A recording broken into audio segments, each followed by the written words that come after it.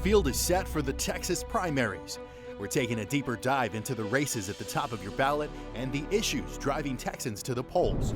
What I want folks to know when they go and vote is that I'm a person that has stood alongside working people. Plus, we're looking closer at a race for Congress in Central Texas. I want to stop what the Republicans are doing right now, which is ignoring the working class and the middle class and attacking our fundamental rights. Why two Austin area candidates are looking to make the jump to D.C. and the messages they're sending to voters. Produced from the Capitol in Austin and airing statewide, this is the award-winning State of Texas. Hello, and thank you for joining us. I'm Daniel Marin in for Josh Hinkle. This is our first State of Texas program of 2022, and we're starting the new year with a focus on the big Texas primary. Filing for spots on the ballot wrapped up in mid-December, and now the candidates are pushing to get your attention as Election Day rapidly approaches. Governor Greg Abbott had two challengers in the 2018 primary. This time around, he's going to face 6 Republican challengers, and 3 of them do have a high profile here in Texas. Now, the man you are about to see in a black hat, that is Chad Prather. He's a conservative podcaster who has hundreds of thousands of followers online. Also, Allen West is a former Florida congressman. He moved to the Lone Star State and became chair of the Texas Republican Party before stepping down to run for governor. And then there is former Texas State Senator Don Huffines, also in the race. He's a millionaire who owns a real estate development company. Abbott is the clear favorite, but the number of high-profile candidates raises the possibility of a runoff if he's not able to win more than half of the primary votes. Now, the Democrats also have several candidates on the ballot, including former radio journalist Joy Diaz and Michael Cooper, who ran for Senate in 2020. But former Congressman Beto O'Rourke is expected to win the party's nomination. He has the name recognition and fundraising power. O'Rourke's campaign raised $2 million in the day after he announced he was running. Lieutenant Governor Dan Patrick has 3 challengers in the Republican primary. He's still the clear favorite to get the nomination and advance to the November election. Now, the campaign got a little more interesting for the Democrats. Carla Braley joined the race on the day of the filing deadline.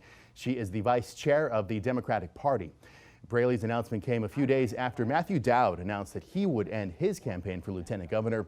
Dowd said that he wanted to make room for a diverse field of candidates, presumably candidates like Braley. Now, besides Braley, 2 other Democrats are also on the ballot. Former State Representative Michelle Beckley and Mike Collier, who won the primary in 2018 and narrowly lost to Patrick in the general election.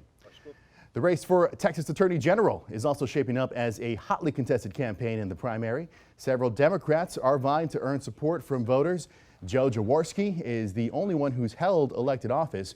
He's the former mayor of Galveston.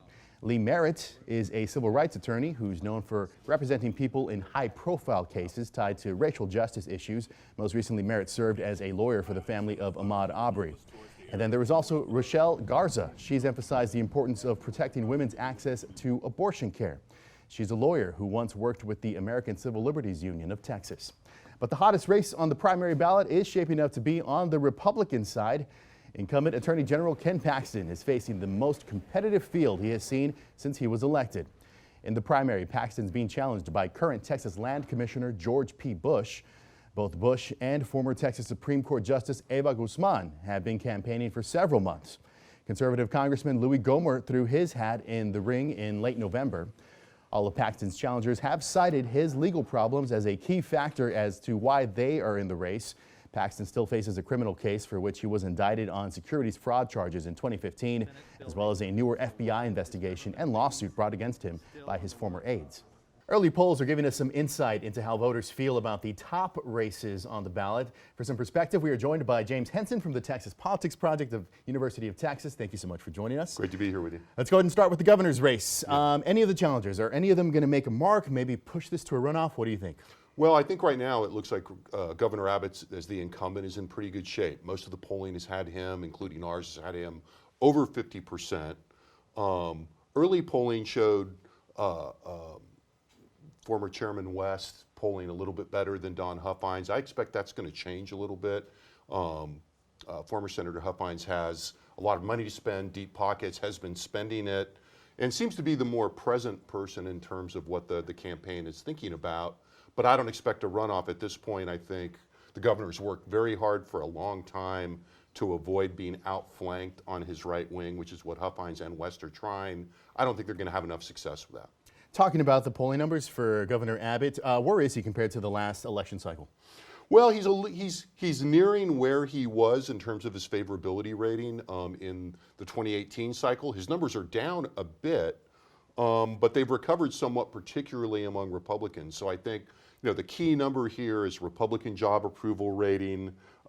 He's at 79%. He was at 79% at the end of last year. We expect him to stay in that range and to fluctuate in there. That's a pretty good position to be in. Jumping over to the Democratic side, Beto O'Rourke, how are voters feeling about him? Well, Beto O'Rourke is in a different position than he was in 2018. He was kind of the fresh new thing. Obviously came within less than 3 points of beating Ted Cruz. A lot of water under the bridge right now. So he's underwater with Texans overall in terms of his favorability ratings. Still very popular among Democrats, but he's a very negatively defined figure among Republicans. 80% of Republicans have a strongly unfavorable view of him. That means that there's not much potential for persuading Republicans to cross over. That's always been kind of part of the formula for former Congressman O'Rourke. I want to jump to the Attorney General's race, Ken Paxton. He's got 6 challengers this time. They're all citing his legal troubles. Is that resonating with voters? What's the polling showing? Well, Attorney General Paxton's an interesting case. On one hand, dyed-in-the-wool Republicans seem to be sticking with him in large numbers, at least those who are paying attention to this race, which is kind of in the gray area on the ballot. So he's had fairly strong approval numbers in the mid-60s among Republicans. But when you look at the trial ballots, he's just a little bit under 50% in a lot of the polling that's been done, again, including ours. And so that's why everybody is watching this race. He's obviously the most vulnerable incumbent in a lot of ways, has some serious challengers. And so I think he's got a race on his hands. It's probably the big betting race as of now in the Republican primary. Yeah, speaking of his challengers, it's pretty stacked on the Republican side. You've got George P. Bush, Libby Gohmert, Emma Guzman.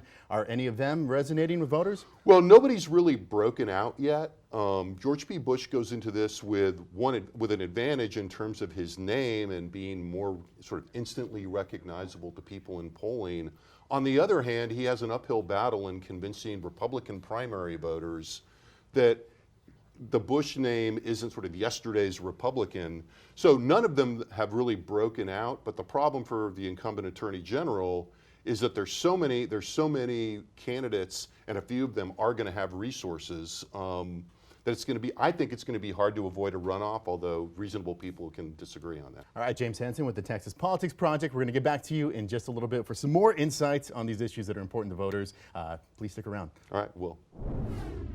First, we're digging deeper into a battle for Congress in Central Texas. I have worked tirelessly through my entire career to deliver real results for working people. It's a district that's drawn to favor Democrats. I want to stop what the Republicans are doing right now, which is ignoring the working class and the middle class and attacking our fundamental rights. We'll meet 2 of the candidates and hear the messages they're sending voters as they prepare for the primary.